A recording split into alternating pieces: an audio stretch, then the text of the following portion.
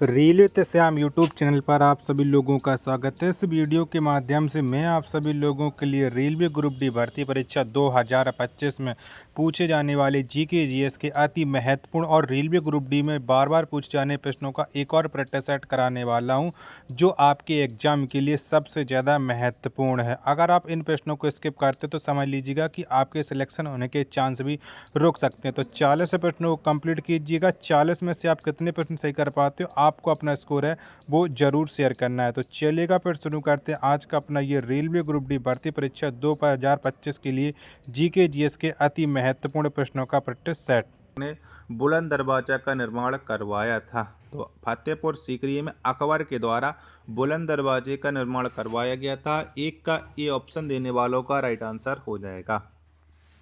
प्रश्न संख्या 2 आ जाता है कि भारत पर आक्रमण करने वाला प्रथम मुस्लिम शासक कौन था। तो उनमें से कौन से मुस्लिम शासक ने भारत पर सबसे पहले आक्रमण किया था। तो ये मोहम्मद बिन कासिम ने भारत पर सबसे पहले आक्रमण किया था। 2 का ए ऑप्शन देने वालों का राइट आंसर हो जाएगा। प्रश्न संख्या 3 है आपके सामने कि अर्थशास्त्र नामक ग्रंथ का संबंध किससे है। तो बताओ किससे हो जाता है।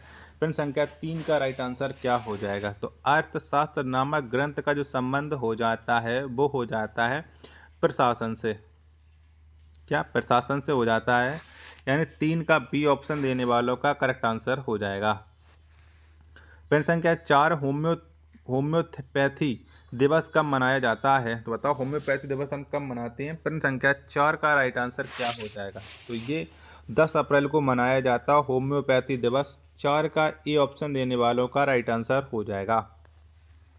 5वें नंबर का प्रश्न है कि पारसी धर्म का पवित्र ग्रंथ कौन सा है। तो बताओ में से कौन सा हो जाएगा। 5 का राइट आंसर।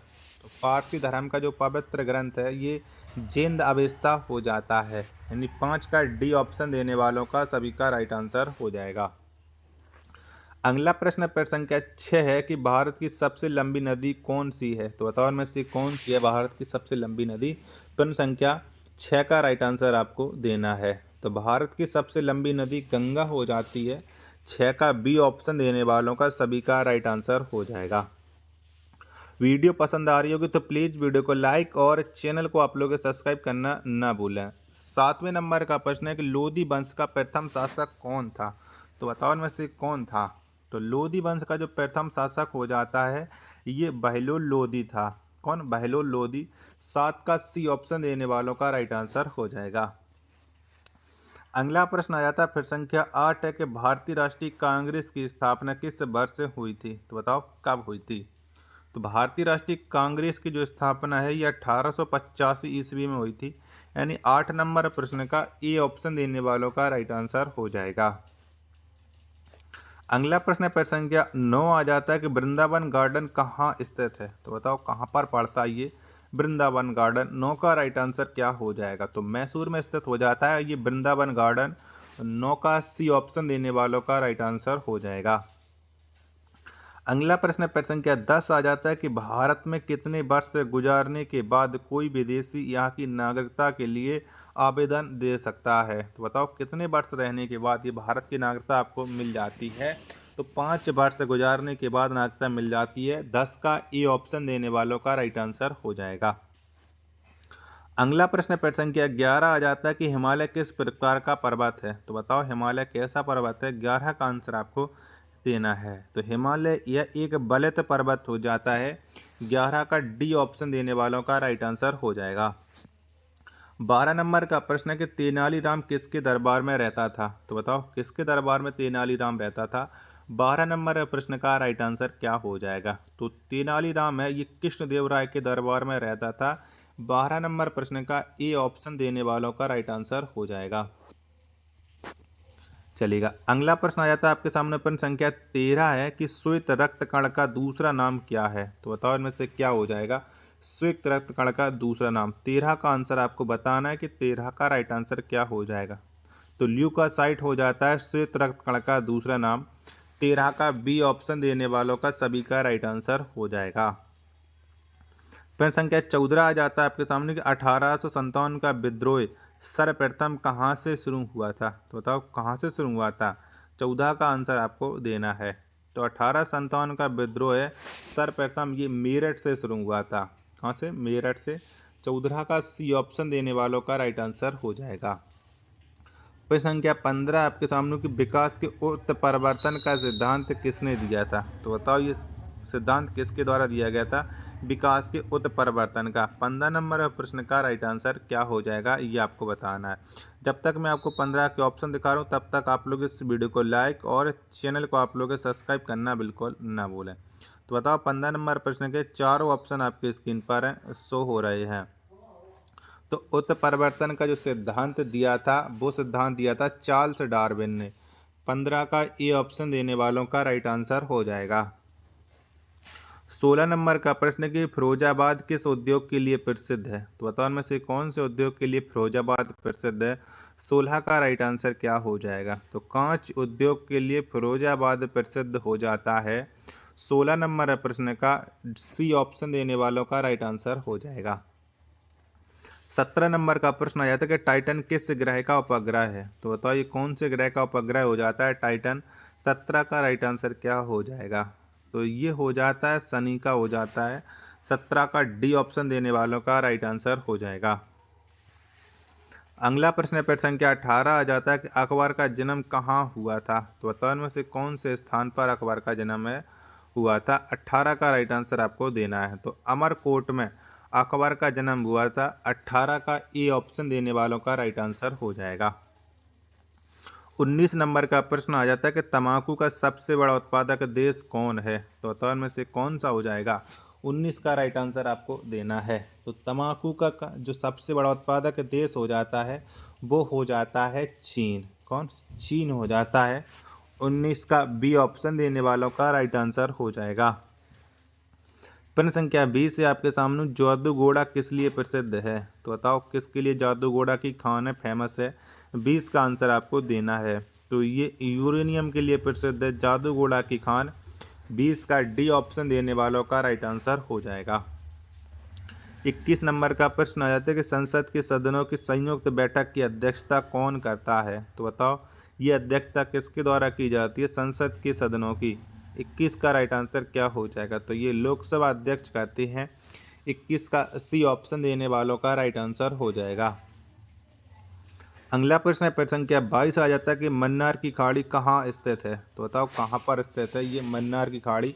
22 का राइट आंसर क्या हो जाएगा? तो मन्नार की खाड़ी है ये हिंद महासागर में स्थित हो जाती है। 22 का ए ऑप्शन देने वालों का राइट आंसर हो जाएगा। प्रश्न संख्या 23 है कि न्यूज प्रिंट फैक्ट्री नेपानगर किस राज्य में है? तो बताओ कौन से राज्य में ये नेपानगर हो जाती है? 23 का राइट आंसर क्या हो जाएगा? तो न्यूज प्रिंट फैक्ट्री नेपानगर ये हो जाती है मध्य प्रदेश में। कहाँ पर? मध्य प्रदेश में। 23 का सी ऑप्शन देने वालों का राइट आंसर हो जाएगा।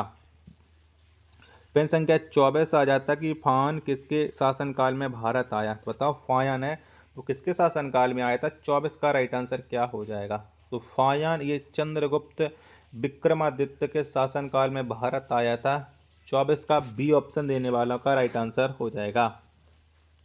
प्रश्न संख्या 25 आ जाता है कि साइलेंट वैली किस राज्य में है? तो बताओ ये कौन से राज्य में हो जाती है साइलेंट वैली? 25 नंबर प्रश्न का राइट आंसर क्या हो जाएगा?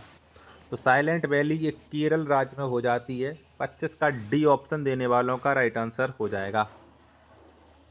अगला प्रश्न है प्रश्न संख्या 26 आ जाता है धौली गंगा जल विद्युत परियोजना किस राज्य में है? तो बताओ ये कौन से राज्य में है धौली गंगा जल विद्युत परियोजना? 26 नंबर प्रश्न का राइट आंसर क्या हो जाएगा? तो ये उत्तराखंड राज्य में स्थित हो जाती है धौली गंगा जल विद्युत परियोजना। 26 का ई ऑप्शन देने वालों का राइट आंसर हो जाएगा। अगला प्रश्न है प्रश्न संख्या 27 आ जाता है कि संविधान के किस अनुच्छेद के तहत 14 वर्ष से कम उम्र के बच्चों को कारखाने में काम करने से वंचित रखा गया है? तो ये कौन से अनुच्छेद में रखा गया है? 27 का आंसर आपको बताना है। 27 के चारों ऑप्शन आपकी स्क्रीन पर शो हो रहे हैं। तो ये अनुच्छेद 24 में रखा गया है। 27 का सी ऑप्शन देने वालों का राइट आंसर हो जाएगा। प्रश्न संख्या 28 है अंकलेश्वर का संबंध किस उद्योग से है? तो बताओ अंकलेश्वर में कौन सा उद्योग फेमस है? 28 नंबर प्रश्न का राइट आंसर क्या हो जाएगा? तो अंकलेश्वर ये पेट्रोलियम उद्योग से इसका संबंध हो जाता है। 28 का ए ऑप्शन देने वालों का राइट आंसर हो जाएगा। प्रश्न संख्या 29 आ जाता है कि के बिरला फाउंडेशन के द्वारा कौन सा सम्मान दिया जाता है। तो बताओ कौन सा सम्मान देता है के बिरला फाउंडेशन। 29 का राइट आंसर आपको देना है। तो के बिरला फाउंडेशन के द्वारा व्यास सम्मान दिया जाता है। 29 नंबर प्रश्न का बी ऑप्शन देने वालों का राइट आंसर हो जाएगा। प्रश्न संख्या 30 आ जाता है मोनालिसा किसकी मशहूर कृति है। तो बताओ ये किसकी रचना हो जाती है मोनालिसा। जब तक मैं आपको प्रश्न संख्या 30 के सभी ऑप्शन दिखा रहा हूँ यानी 4 ऑप्शन, तब तक आप लोग इस वीडियो को लाइक करके चैनल को आप लोग सब्सक्राइब है वो जरूर कर लीजिएगा। प्लीज़ आप हमारे चैनल का सपोर्ट बनाए रखिएगा। तो बताओ मोनालिसा किसकी कृति है। प्रश्न संख्या 30 का राइट आंसर क्या हो जाएगा। तो मोनालिसा ये लियोनार्ड दा विंची की कृति हो जाती है। प्रश्न संख्या 30 का सी ऑप्शन देने वालों का राइट आंसर हो जाएगा। 31 नंबर का प्रश्न आ जाता है कि सिंदरी किसके लिए प्रसिद्ध है। तो बताओ किसके लिए सिंदरी फेमस है। 31 नंबर प्रश्न का राइट आंसर क्या हो जाएगा। तो सिंदरी ये रासायनिक खाद के लिए फेमस है, यानी 31 नंबर प्रश्न का ए ऑप्शन देने वालों का राइट आंसर हो जाएगा। अगला प्रश्न पर संख्या 32 आ जाता है सूक्ष्मतम जीवित कोशिका कौन सी है। तो बताओ में से कौन सी है। 32 का राइट आंसर क्या हो जाएगा। तो सूक्ष्मतम जीवित कोशिका ये माइकोप्लाज्मा हो जाती है। 32 नंबर प्रश्न का ए ऑप्शन देने वालों का राइट आंसर हो जाएगा। नेक्स्ट प्रश्न आ जाता है प्रश्न संख्या 33 है कि किस संविधान संशोधन के अंतर्गत प्रस्तावना में समाजवादी, अखंडता एवं धर्मनिरपेक्ष शब्द जोड़े गए। तो बताइए कौन संविधान संशोधन के द्वारा जोड़े गए थे। 33 नंबर प्रश्न का राइट आंसर आपको बताना है। 33 के सभी 4 ऑप्शन आपकी स्क्रीन पर शो हो रहे हैं। तो ये जोड़े गए थे 42वें संविधान संशोधन के तहत। 33 का ए ऑप्शन देने वालों का राइट आंसर हो जाएगा। अगला प्रश्न आ जाता है प्रश्न संख्या 34 से कि राजनीति के उस पार नामक पुस्तक किसने लिखी। तो बताओ इस पुस्तक को किसके द्वारा लिखा गया है। राजनीति के उस पार। 34 का राइट आंसर क्या हो जाएगा। तो ये पुस्तक है अटल बिहारी वाजपेयी के द्वारा लिखी गई है। 34 का बी ऑप्शन देने वालों का राइट आंसर हो जाएगा। 35 नंबर का प्रश्न है कि पन्ना किसके लिए प्रसिद्ध है। तो बताओ पन्ना किसके लिए फेमस है। 35 का राइट आंसर। तो पन्ना ये हीरे की खान के लिए प्रसिद्ध हो जाता है। 35 का सी ऑप्शन देने वालों का राइट आंसर हो जाएगा। अगला प्रश्न संख्या 36 आ जाता है कि अंतरिक्ष में सर्वप्रथम किसे भेजा गया था। तो बताओ किसको भेजा गया था अंतरिक्ष में। तो अंतरिक्ष में सबसे पहले कुत्ता को भेजा गया था, यानी 36 का बी ऑप्शन देने वालों का राइट आंसर हो जाएगा। 37 नंबर का प्रश्न आया जाता है कि पहला रेल बोर्ड कब स्थापित किया गया। बताओ कब स्थापना हुई थी पहले रेल बोर्ड की। 37 का राइट आंसर क्या हो जाएगा। तो ये 1905 में हुई थी पहले रेल बोर्ड की। 37 का बी ऑप्शन देने वालों का राइट आंसर हो जाएगा। 38 नंबर का प्रश्न आ जाता है कि भारत में स्थानीय स्वशासन का जन्मदाता किसे कहा जाता है। तो बताओ किसको कहते हैं। तो भारत में स्थानीय स्वशासन का जो जन्मदाता ये लॉर्ड रिपन को कहा जाता है। 38 नंबर प्रश्न का डी ऑप्शन देने वालों का राइट आंसर हो जाएगा। प्रश्न संख्या 39 आ जाता है कि मूल कर्तव्य का संबंध किस अनुच्छेद से है। तो बताओ में से कौन से अनुच्छेद से ये मूल कर्तव्य संबंध रखते हैं। 39 का राइट आंसर क्या हो जाएगा। तो इसका संबंध हो जाता है अनुच्छेद 51 के का से। 39 का सी ऑप्शन देने वालों का राइट आंसर हो जाएगा। प्रश्न संख्या 40 है आपके सामने कि तारापुर किसके लिए प्रसिद्ध है, यानी तारापुर जो महाराष्ट्र में पड़ता है ये किसके लिए फेमस हो जाता है। 40 का राइट आंसर आपको बताना है। तो तारापुर ये एटॉमिक पावर प्लांट इसके लिए प्रसिद्ध हो जाता है। 40 का ए ऑप्शन देने वालों का राइट आंसर हो जाएगा। आशा और उम्मीद करता हूँ आप सभी को ये वीडियो जरूर पसंद आई होगी। तो प्लीज़ वीडियो को लाइक और चैनल को आप लोग सब्सक्राइब करना बिल्कुल ना भूलें। मिलते हैं नेक्स्ट वीडियो के साथ, तब तक के लिए धन्यवाद। जय हिंद, वंदे मातरम।